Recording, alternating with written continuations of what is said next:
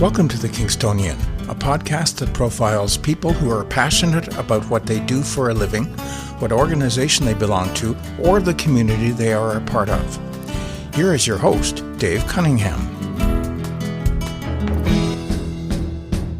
Thank you, Steve. Hello, everyone, and welcome. Many of us, no matter where we live, will from time to time have taken advantage of local theater productions. In any given season, odds are one of those plays would likely have been written by our guest. He's been called Canada's preeminent comic playwright and the most produced playwright in the history of the country. His name is Norm Foster. He's our guest in this episode. And hello, Norm. Hello, Dave. It's been a long time. It sure is. Boy, it's about 1978, 79 in there somewhere. Yeah, I started at the station. So you and I worked at a radio station here in Kingston in the mid-1970s. And you were here for about 5 years, I think. That's right. It's 1974 to 1979. Yep. Now, we have spoken with other radio broadcasters before, and we've talked about the fact that usually radio broadcasters would move from station to build their careers. And in your case, you did that for 25 years. Yeah. Started off in Thunder Bay, went to Winnipeg, came to Kingston, and then ended up in Fredericton. Let's talk about Kingston and any memories you may have of your time here. I had a good time in Kingston. I worked with a lot of folks who are still friends today, a man named Ron Fitzpatrick, Sheila Rogers, who worked for the CBC now, and worked with her there. And it was a really nice time, and I made a lot of good friends, and I had an enjoyable time there in Kingston. Yeah. When you got to Fredericton, you ended up staying there, and you're still living there, correct? Okay. Yeah, I'm still here. Yep. What is it about Fredericton as a town? I think, I grew up in Toronto, in Scarborough, and big city. And when I moved to, first of all, Thunder Bay, I went to college in Thunder Bay, and I liked that feeling of the smaller town. And then when I finally wound up here in Fredericton, I thought, this is really the people out here are nice, Maritimers, very friendly. And the size of the town was good. But I think it's about 80,000, 90,000 people here. And it felt like I was at home finally. And that's why I've stayed so long. No, you had a long career in radio. And when you were in Fredericton doing the morning show, I think you were doing at the time? Yeah, I was, yeah. A buddy says, Norm, I'm going to audition for a play. And I want you to come along. Yeah. And so you went along, and from what I've read, you had never seen a play before, correct? Never. I had never seen a play. I'd never been involved in theater. The friend of mine who was doing the sports with me in the morning, he said his mother ran the local amateur theater group, and he said, I'm going to audition for a play called Harvey, which was made into a movie with James Stewart. And he said, why don't you come along? I said, I don't know anything about theater. I've never seen a play. He said, well, come along for moral support. So I went, and I was sitting I remember I was sitting in the back of the hall, and the director said, you can audition? And I said, no, I'm just here with Peter for moral support. He said, well, you must be able to read, can't you? And I said, well, yeah, I can read. he said, well, come on down and read. So I read it, and I got the part of Elwood P. Dowd, which was the James Stewart part in the movie. And I thought, well, this is interesting. And it just went from there. I did the play and had a lot of fun. And it just, after that, I did another play, and then I thought, maybe I can write one of these things. And I did, and I wrote a play called Sinners, which was produced by the local professional theater group called Theater in Brunswick. And they produced that, and it just took off from there. And Let's go back to the audition for a second here. Sure. I've read that in a couple of different places, this story about you going to this audition with your buddy. What I've never read is whether or not your buddy got a part in the play. Yes, he did. He got a small part. He played the intern at the hospital. That's funny. Yeah. He got he's on stage in 2 or 3 minutes, and I was on stage for the whole play. Now, after that first exposure to plays, what was it that stuck with you in terms of plays? What did you like about the aspect of a play? Well, first of all, I think being with all these people who were working hard, pulling together to try and make this show work and having fun doing it. But secondly, when I started writing the plays, I really enjoyed the aspect of telling a story and putting all the pieces. There are a lot of pieces together when you write a play and tell a story like that, and it all has to connect somehow. And things that happen in the first act come around and pay off again in the second act. And it's those aspects of the writing that I really enjoy discovering and making an audience feel laughter or feel heartache or something. That's what I enjoy most. Before we pursue writing in a little bit, let me talk about local theater. So let's use Theatre New Brunswick because they have staged plays of yours in the past. What is it about local theater and the people who participate in putting on those performances? Well, I think it depends. If it's a local professional theater, they hire actors from all over the place, not just from this town. And that's the difference between professional and amateur. The amateur theater group hires, well, they don't even hire the people that volunteer. They don't get paid to act in these plays. And it's just made up of people who really love the theater and this is what they want to do it's a hobby. Let's face it, it's a hobby for them. And it's something they really want to do. And that's why they volunteered to be in this. And as opposed to professionals, and I love professionals, the people I've worked with have been great, but there's something about amateur theater that is a little different in that they really want to be part of this. And that's a whole different feel too. It's their passion. It is their passion. Yeah. Now, getting back to radio for half a second, when you are doing a morning show, usually there are comedy bits that you integrate into what you were doing. At least that's what it was when you and I were in radio way back when. Yeah. I would imagine that there's a little difference between putting a whole play together on paper as opposed to a bit for a morning show comedy. Yeah. That transition for sitting down in 1983 and writing that first play, going from page one to however long the play was. That aspect of it, how was it for you to sit down and actually put something together? That's interesting because I did a lot of bits on the radio and I had different characters I'd bring in. I'd voice these different characters on the radio. One character that was a woman from the radio station Kitchen. I named her Blanche Devine. One was a roving reporter named Wyatt Tisdale. I'd voice these characters, but they'd only be like 30 seconds long. It's maybe a minute long. And whereas when you're putting a play together, it's like 90 pages. It's 90 minutes long and sometimes 2 hours long. It's a whole different thing when you have to tell a story from beginning to end. And it has a beginning, a middle, and an end.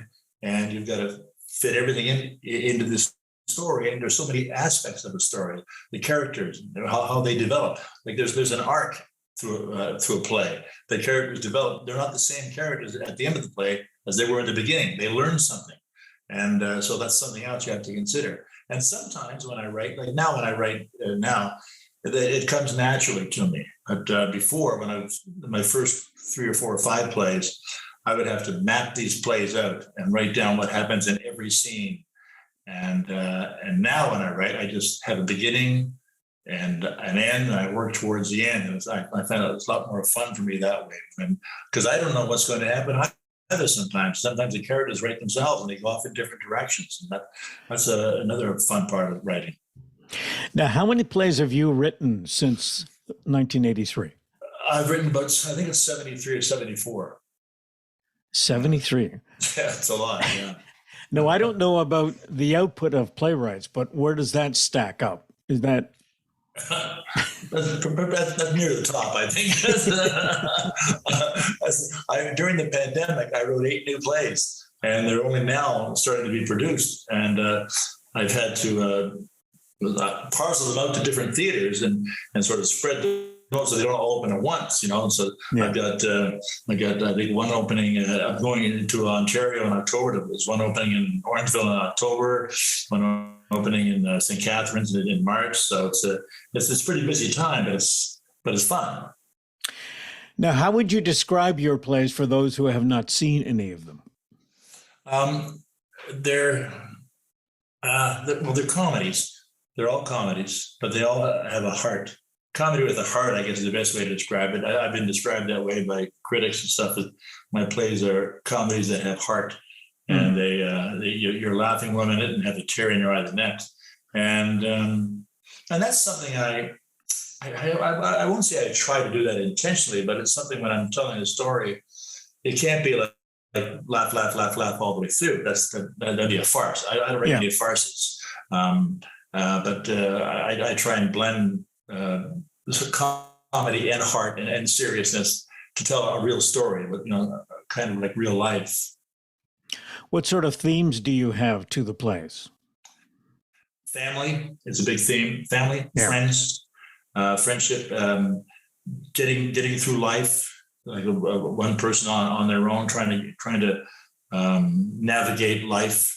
That's important to me, but mainly they're relationship plays, not necessarily romantic relationships, but like two friends, brothers, mother and son, father and daughter. It's what the one I'm just finished now is about a father and daughter who live together, and they take in a high school student from Pakistan as a boarder at their house. Mm-hmm. And so that's about relationships too, about her being away from home and the young student being away from home, and the old man is kind of a grouch, and how they sort of come together and develop a deep friendship themselves. Mm-hmm. So mainly they're all plays about relationships of some sort. Now, having written so many plays, how do you keep the quality up? Like, why is it that you feel you have to continue to write? Is it just some stuff that's in your head that you want to get out there? That's good. That's a good. Why do I keep writing? That's funny. Many critics have asked that.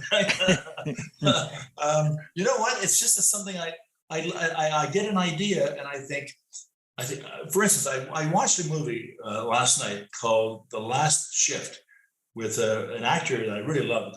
His name is Richard Jenkins. And it's a great movie. I thought, wow, what a great character. I would love to write a play about a character like that. Not steal the movie, but that character would be great in a play. So that gets back, and that goes to the back of my mind. And that kind of stuff inspires me to write something too. And to write, when you see something really good on film or on stage, it inspires you to write and make whatever you've written, make it better. So that's the main thing for me is just trying to do as best I can and make the next play better than the last one. Mm-hmm. Yeah.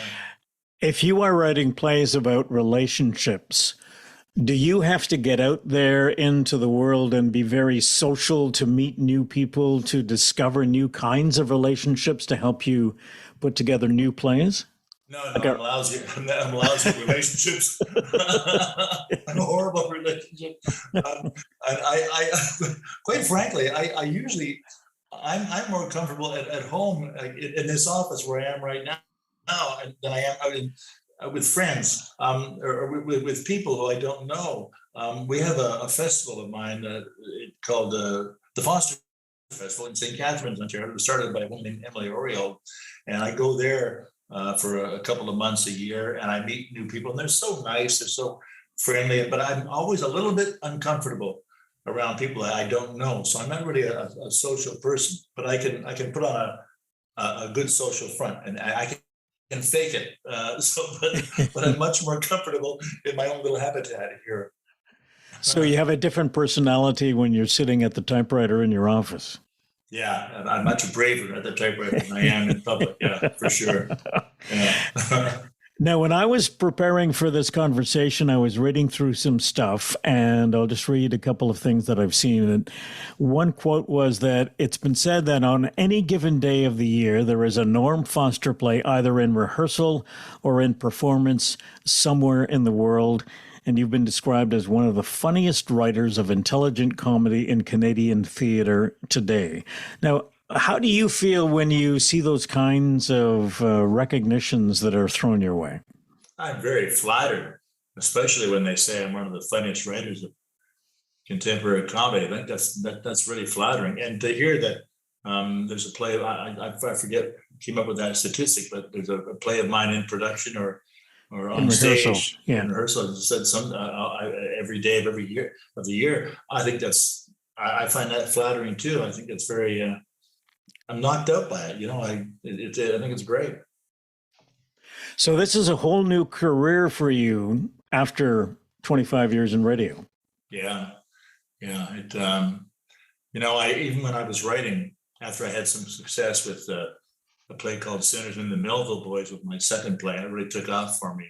It got me known across the country. And I still thought, because I'm from a blue collar background, my father was a factory worker, and my mother had her own hairdressing shop in Scarborough. And so I was a real blue collar type. And even when my plays were doing well, I thought, well, I should hang on to the radio job because you never know what's going to happen. So I stayed in radio for about 5 years after I was doing well as a playwright. Just in case. Just in case. I think, well, maybe I can step out now. Just I'll see. Now, some of your plays have been staged outside the country, correct? In different countries around the world. Yeah. Do you find that there's a difference in the way your shows are perceived in other countries as opposed to Canada? Is there a difference in their reactions? You see, I don't know much about that, but I know that I've had a lot of plays done in Australia. And whenever a play of mine is done in Australia, I usually get messages from the director saying, can we change this to this? Maybe it's a Canadian reference that people would get. And I said, sure, make it whatever it is Australian. I've got a play going on right now in Beverly Hills, California. And they had a couple and the play was set in Canada. It was obviously Canadian. Yeah. And he said, can we just change a couple of names here and there? I said, yeah, sure, that's fine. Make it more recognizable for Americans. Yeah, but that's, as far as the reaction goes, I think it's pretty much the same, or the plays wouldn't be done. They're received pretty well. So I'm really pleased about that they have a universal feel to them. Relationships are universal wherever you are. Exactly. Right? Yeah. And that's so I think people will get the gist no matter where they're living. I've had plays produced in Germany and in Belgium and Poland. So yeah, I think they're pretty universal. Mm-hmm. Now you've done a little bit of acting as well. I mean, you started off as an actor in the play. Curious to know, is there any difference between you voicing your own words or someone else voicing them? That's a really good question. I like to think that I do it best because I have that. I wrote the character down and I have it in my mind. Yeah, and I know the rhythm. My plays have a certain rhythm. The characters have a certain rhythm how they speak, and I know that rhythm. And so when I feel very comfortable doing one of my characters because I am that character. I wrote that character. So but when I see somebody else do it, and I think, wow, that's really great.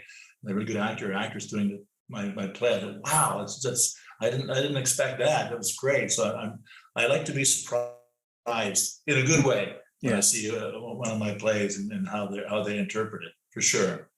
How many times do you sit down in an audience and watch one of your own plays?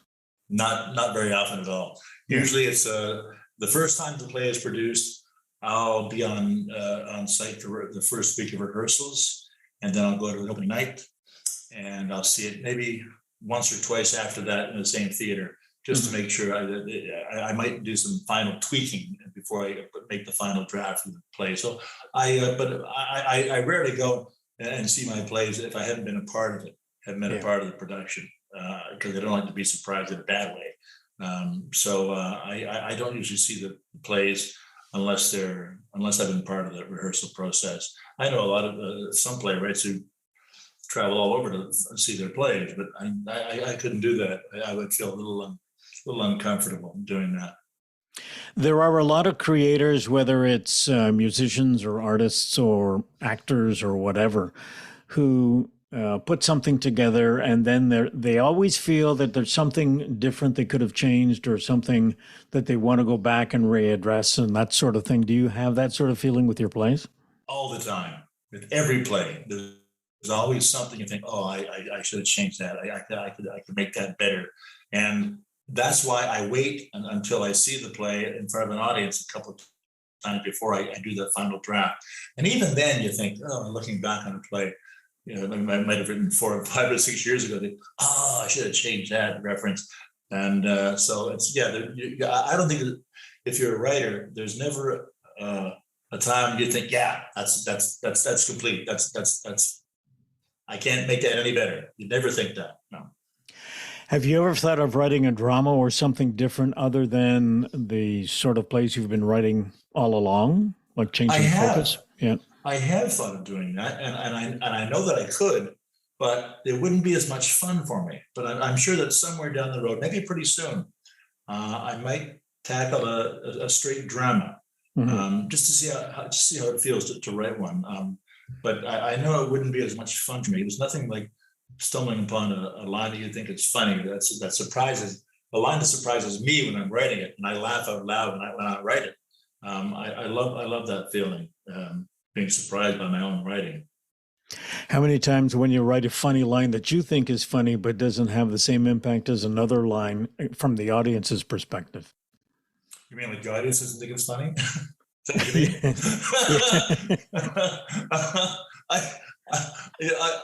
I must admit that doesn't happen very often at all. But I remember seeing a preview of a play of mine at Theatre Aquarius. I forget the name of the play.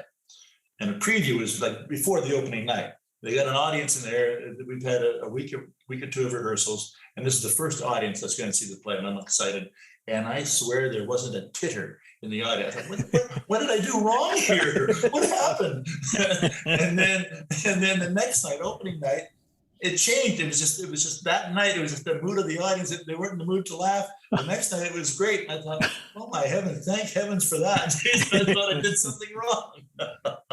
What did they have for dinner that particular night? Jeez. Oh boy. Yeah. Now, what about translating the plays to other mediums like television or motion pictures or that sort of thing? Yeah, I in the past I've had people who option my play. They call option my play for a movie or for a TV series, and I said, yeah, I'll write that. I'll do the screenplay. And they say, no, oh, my phone going. And they say, no, we have the right to do that. I said, no. I'd like to do it myself. And then nothing ever comes of it. I haven't had I had a British Columbia group do a play of mine called, they turned the foursome into a movie. And I wasn't happy with it at all. Mm-hmm. I didn't write the script. And I thought, no, so that sort of made me shy. So I don't usually get involved with TV series or movies, really. Or maybe I should, but I'm quite happy writing the plays and how they're going. So, yeah. What about the acting side? The acting side of you, do you have a desire to do TV, movies, or do you want to stick with plays? It'd be fun to try a TV or movie. Sure, it'd be fun to try it. Yeah, I think that would be something I would like to try one day, but, geez, I'm 73 years old now. Why bother now? Why should I? If it's going so well now, why would I want to mess this up? Well, since you brought it up, let's look down the road. And given the fact that you are very prolific and you are putting out really great stuff that is accepted by a lot of people and enjoyed by a lot of folks, what sort of goals do you have going down the road? I've been asked that before, and my only goal is to make the next play that I write better than the last play that I write. That really is my only goal. I've achieved all that I want in theater and playwriting. I just want it to continue the way it is. I've had plays done at the Shaw Festival. I've had plays done by some really terrific actors, well-known actors, and I've been very lucky, and I just want it. I don't want it to stop. I'm kind of greedy. I want it to keep going the way it's going. Yeah. And so from the acting perspective, when you pack your bags in Fredericton and go on the road with your plays, how much of that do you actually do in a year? And is that something you will continue doing? Because I gather most of it is acting. Yeah, I do less and less of it, quite frankly, Dave. I do less and less these days. Now it's just going to the theaters and being there for rehearsals of the new plays for the first week.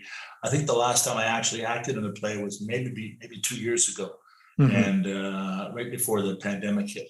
And then after that, I just, it wasn't as important to me. It wasn't as much fun to me as writing a play.